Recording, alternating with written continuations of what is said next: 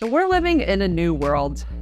I've been working with clients who have these new sexual relationships through online games and online forums, basically. So there are games like EverQuest, games like Second Life. There's these like fangirls, like OnlyFans. There's all these different new online forums where you can create relationships and connections with people. And these situations are getting complex.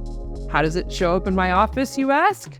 Well, sometimes people don't know how to handle it, right? Like, it's a game. So let's talk about like the games like EverQuest or Second Life, right? So in these games, people can build whole second lives. Like, they can have other partners, they can get married, they can build businesses, they can have sex. You can have sex online with people. And the hard thing is that if you are the married partner, spouse, or even just in a long-term relationship, how do you navigate boundaries around that? Are there boundaries? Does it matter? And so the answers I have in this video are that it's not easy, but I do have suggestions. One is, what level of honesty do you need in your relationship to feel safe and secure? So, for example, how much do you need to know about what's going on with your partner's game life?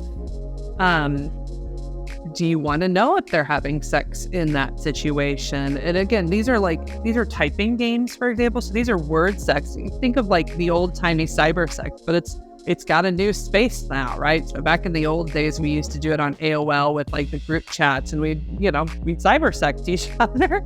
But that people are still doing versions of that now on these games. And how honest do you want to be with each other about it? How much information do you want? Because again, it's a game, but these games are still there's still sensations people have when they engage in that sexting experience.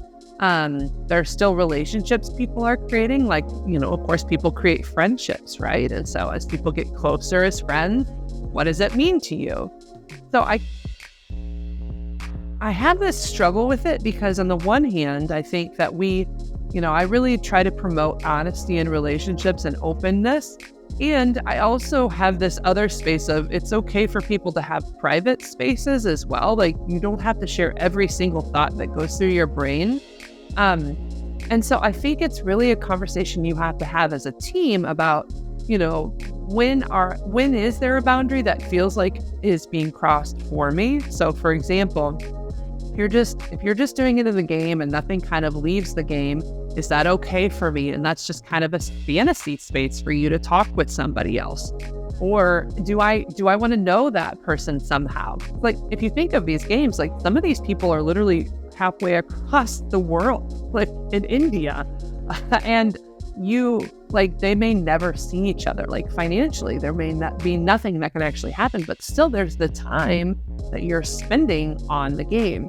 So that is another example of a way that a couple might talk about a boundary or what they feel comfortable or not comfortable with, is how much time are you spending on this game versus creating a real relationship with me?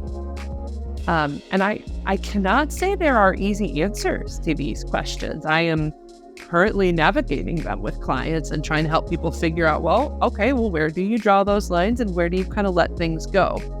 But those are two of the ways to start talking about it, which is, one, how do we be honest with each other, or what things do I need to know versus what things do I not need to know, or don't really matter?